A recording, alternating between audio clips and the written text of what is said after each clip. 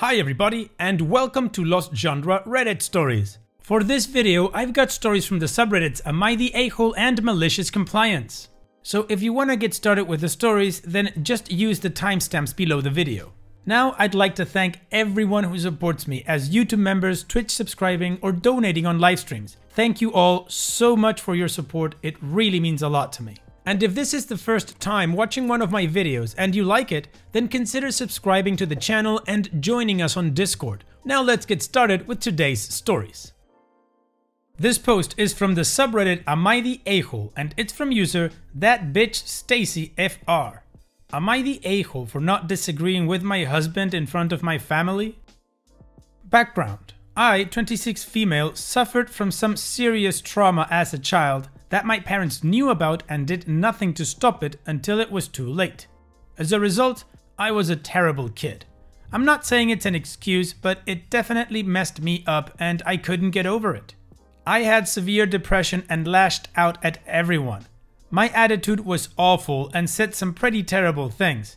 I never did anything illegal, however, I was just a piece of crap. After I graduated high school, I did a complete 180. Got my crap together, went to therapy, apologized for everything I did and how I acted, went to college, graduated, got a degree, and now have a beautiful family and home. However, it was never enough for them, and my parents continuously punished me. The most relevant way to this story was by scheduling family vacations when they knew I absolutely could not attend and brag about their ventures in front of me. This brings us to my current situation. My sister's 30 female birthday is 10 days after a major surgery I'm scheduled to have. And for her 31st birthday, she wants to go to a touristy place, one state over a few hours away. She wants to take a family vacation with the family 2 weeks after my surgery. This surgery isn't 100% emergent, but it's definitely needed and will improve quality of life beyond belief. It's not a non-essential surgery either, it has plastic surgery or elective. It will be 8 weeks before I'm fully recovered, but can be comfortably mobile at 4 weeks. They knew about this surgery as it's really important and needed, but still wanted to go anyways. I asked if they'd be willing to wait just 2 weeks after, so at the very least, I could go with them and celebrate. They all said no. Which, fair enough, it's her birthday, she can celebrate how and when she wants. Of course, it hurt a little, but I wasn't going to push it.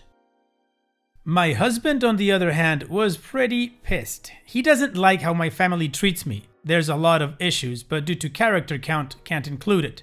He did not yell, but he raised his voice a little and said he was disgusted and sick of the way they treat our small family, 2 kids. And how he couldn't sit here anymore and watch them tear me down any further, and this was messed up to constantly do this to me. I did not ask him to stand up for me. I have only expressed my frustration in how they treat me in our private conversations. He stood up, we were at a Mother's Day brunch, grabbed the kids and waited for me in the car.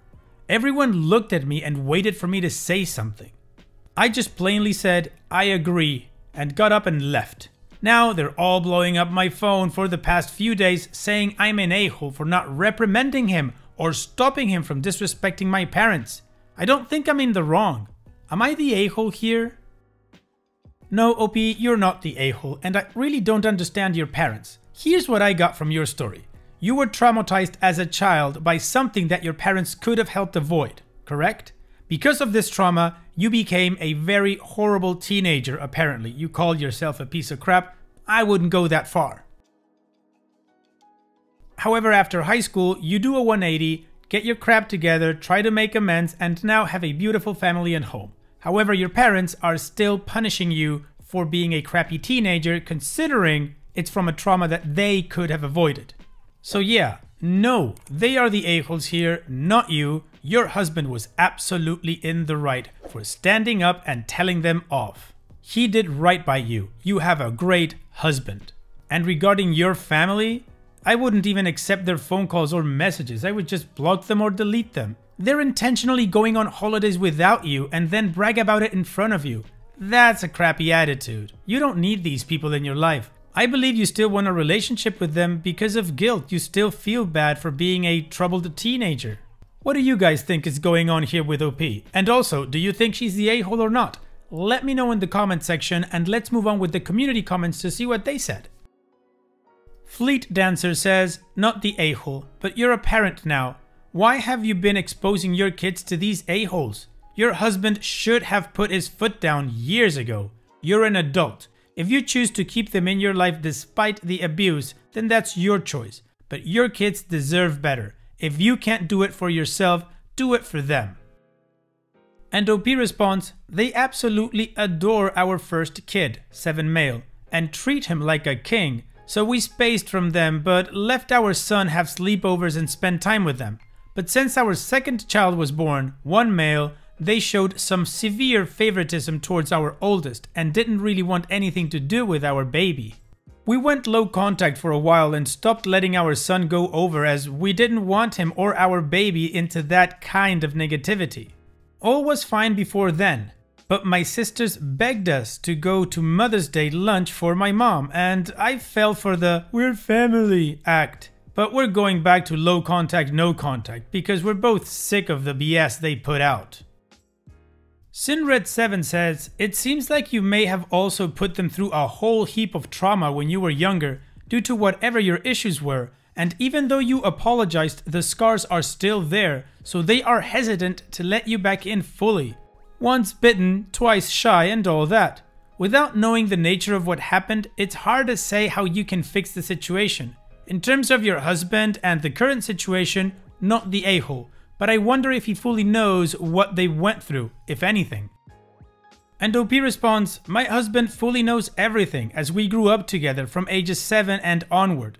To make things as simple as I possibly can for an overly complicated ordeal, my dad's sister used to babysit us when our parents wanted alone time. This could be just for a day or a whole week. However, she severely abused us, starved us, even left us out in freezing temperatures for hours without winter clothes because she couldn't handle us. I was 4-ish at the time, and this went on for years.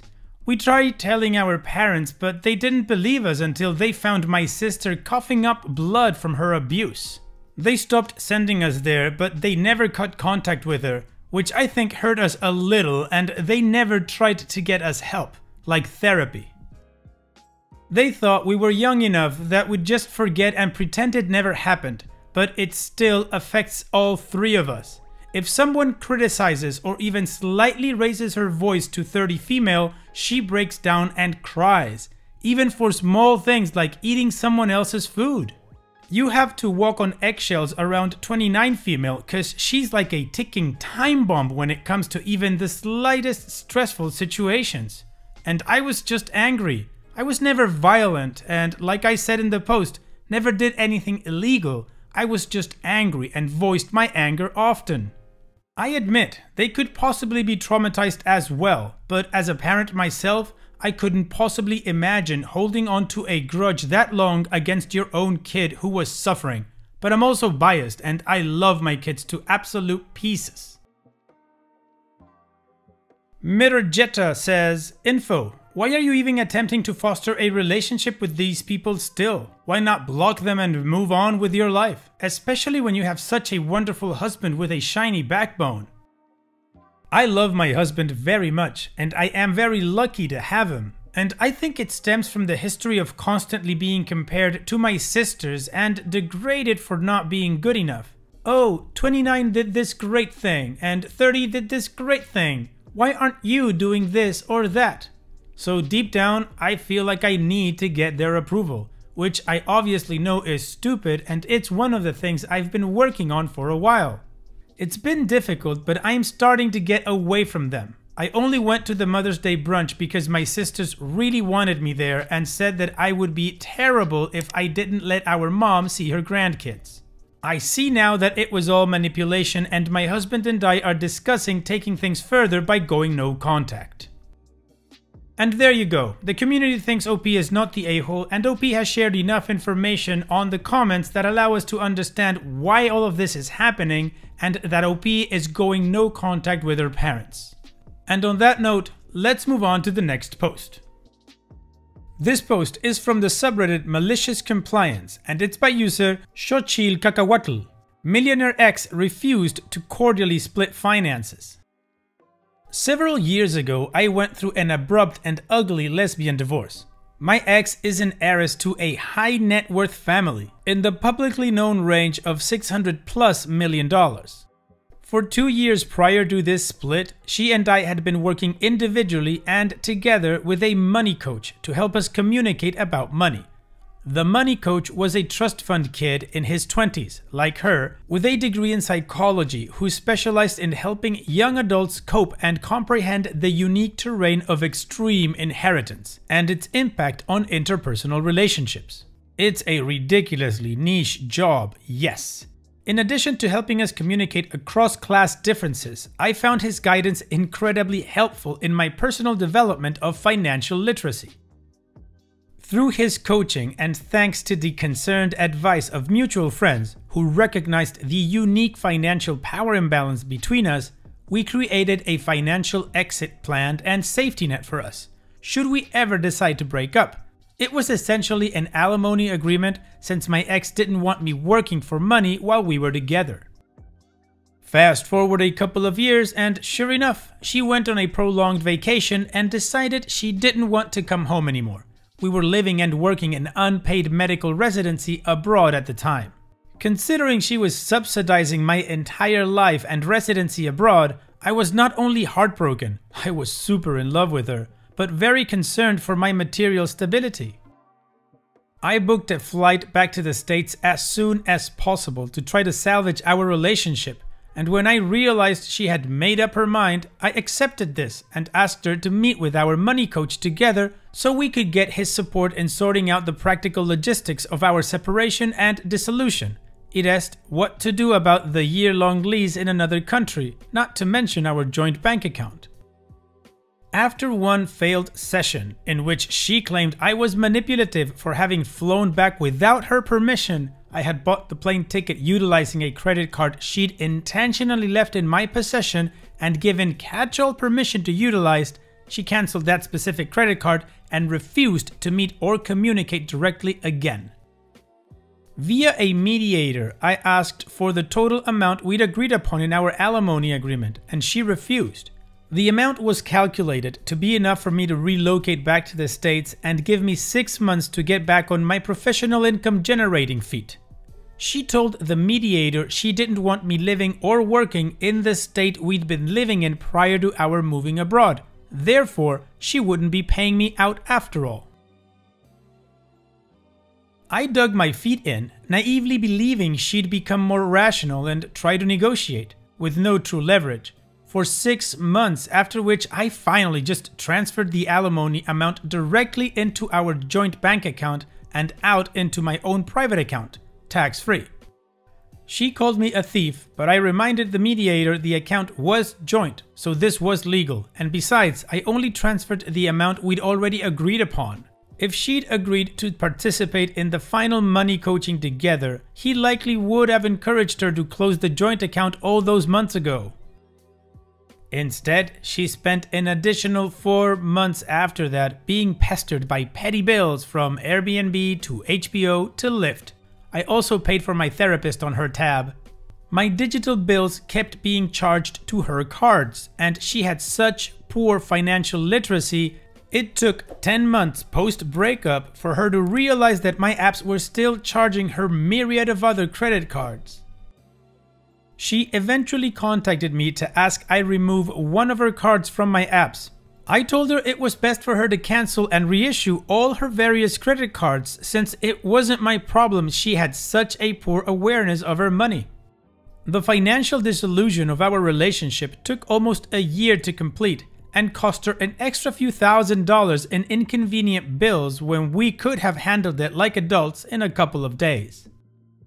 Wow, OP, I'm sorry you had to go through that. It must have been very disappointing just finding out of the blue after your partner takes a vacation with whom you are very much in love with that they just don't want to be with you anymore and they just want to move on. And the sucky part is the way she handled herself afterwards, just, trying to make you refuse to live and work in the state where you were before that, and going back on her word regarding the alimony thing. She didn't want you working for money, so she put you in a position of disadvantage and then tried to just write you off. That's not cool.